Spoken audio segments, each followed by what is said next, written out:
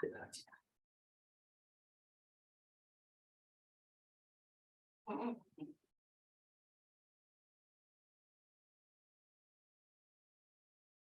evening, everyone. So today's topic is on assessment procedures under income tax code. Every return being filed by any SLC will undergo an assessment. Each and every return being filed shall be taken into shall be scrutinized by IT department. Those details shall be furnished by the SLC in his return of income. So such process is called as assessment. These are the types of return to be filed by assessee to the income tax department. So every assessee has to file this return of income within the due date mentioned under section 139 subsection 1, and return of losses has also have to be filed, and related return which is a return being filed after the due date has also been filed to claim the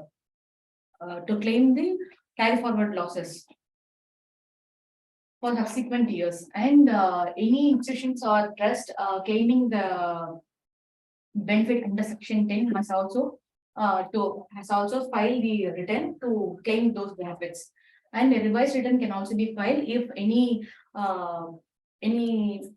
information to be furnished under a return has been missed.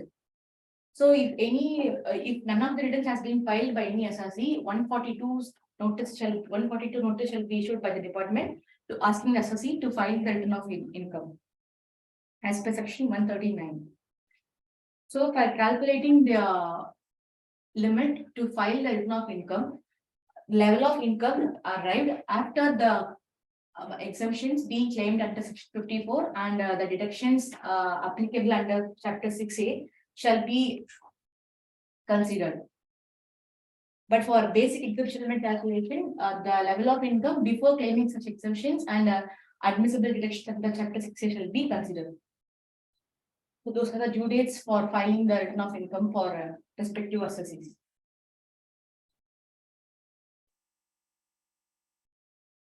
So before for making the purpose of an assessment, the assessing officer has to serve a notice to an assessee under section 142. A notice check can be served under section 142 either to ask the assessee to furnish the return of income, or to ask the assessee to furnish any supporting documents, or to give any clarifications in writing or information in any other matters relating to any assets or liabilities held by the assessee. The assessing officer cannot ask for the documents more than the last 3 previous years of their assessment.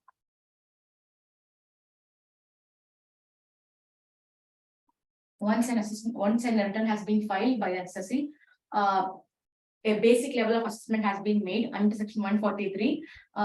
For this assessment to be done, the assessee cannot be called off to attend the assessing officer in person.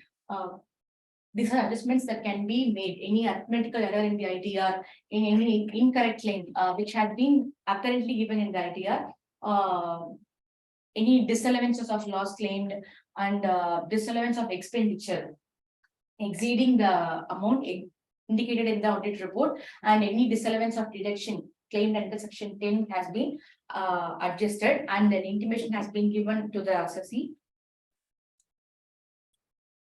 asking for the asking for a response within 30 days. If no response has been given,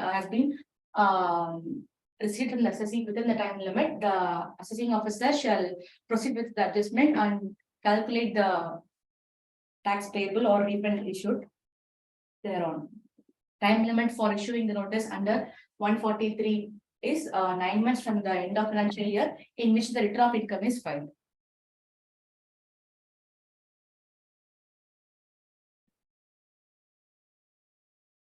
So under 140 subsection 3, scrutiny assessment shall be made. It is a detailed assessment wherein the assessing officer shall ask the assessee regarding any supporting documents and books of accounts to check the assessee has not unrestricted any income, has not computed excessive losses, has not underpaid any tax in any manner. So for assessment has been to be made under section 140 subsection 3. a notice to be given to the assessee under 143 subsection 2, and it should be served within 3 months from the end of financial year in which the return of income is filed. The taxpayer or the representative will appear before the assessing officer to provide the evidence being asked for. In case of specified entities which claim detection under section 10 or section 12, the assessing officer himself cannot deny the exemption himself. Rather, he would approach the central government to cancel the exemptions being approved for such institutions. Thereafter, the assessing officer can cancel the exemption being approved to such institution.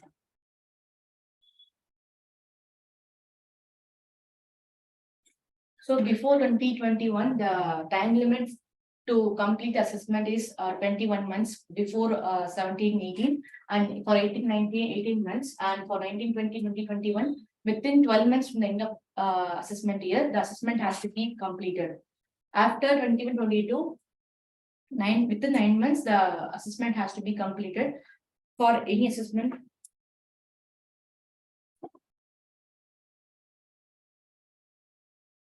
So, assessee has not filed any return under section 139 or under 139 section 4 or subsection 5, and he has been asked for to file the return under section 142, even though he has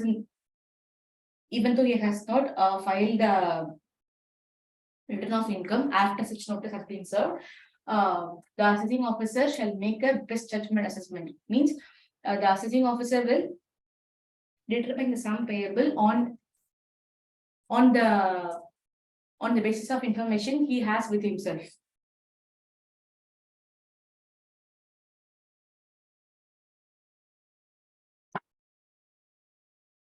So, where the assessing officer has any information or he has any reason to believe that any income which has to be included in the return of income has been missed, he can reopen the assessment after recording the reasons by issuing a notice to a respective assessee. Before issuing the notice to the respective assessee, the assessing officer has to conduct an inquiry and provide an opportunity of being heard to the assessee and consider the reply the assessee has been furnished and decide whether any notice has to be given to the assessee under section 148 or not.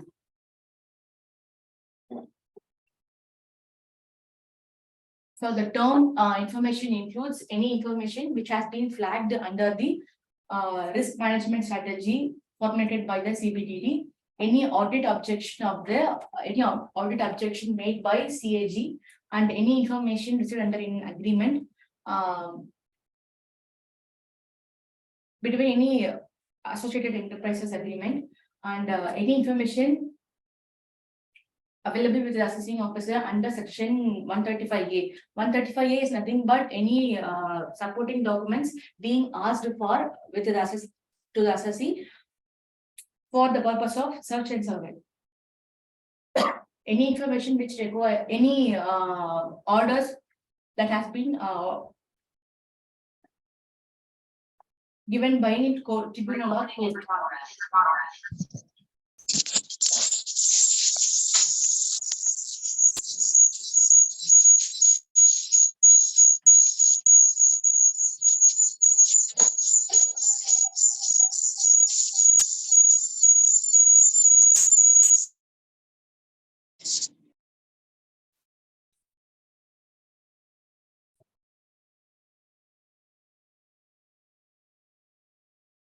Before any notice shall be served to the assessee,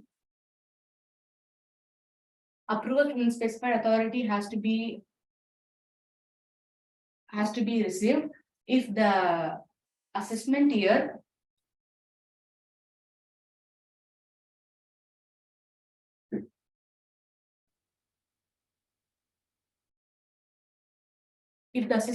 for which any information has been received by the assessing officer is less than 3 years or within 3 years, approval from principal commissioner or principal director or commissioner or director has been should be got if the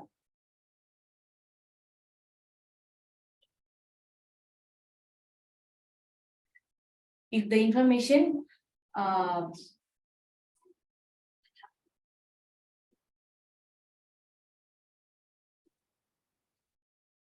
if the information relating to such assessee of if the information relating to the assessee has been received by the assessing officer relates to an assessment year which is more than 3 years from the end of relevant assessment year, means approval from principal chief commissioner or principal director general or chief commissioner or director general has to be got.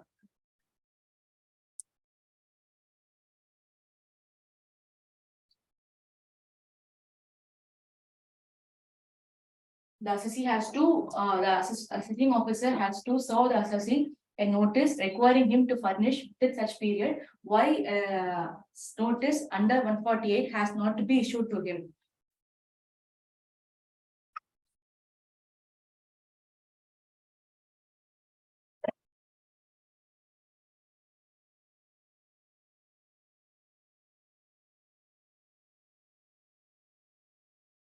In any search initiated cases or any survey conducted cases or in any cases where the assessing officer has reason to believe that any money, jewelry or any other thing or a books of accounts is belonging to the assessee, means the assessing officer is deemed to have information regarding the assessee and can open the reassessment and can open the assessment again.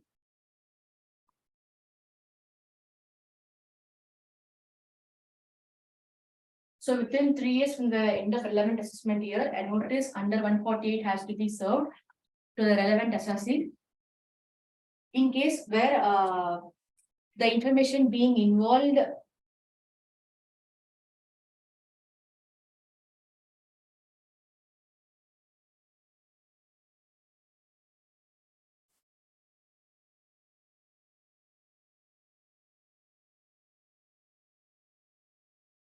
any transaction having any asset having more than 50 lakhs, means the limit shall exceed to 10 years. So under 147 assessment shall be completed within 9 months from the end of financial year before 1/4/2019. After the assessment year 2019, 12 months from the end of financial year is the time limit for completing assessment under 147. Thank you.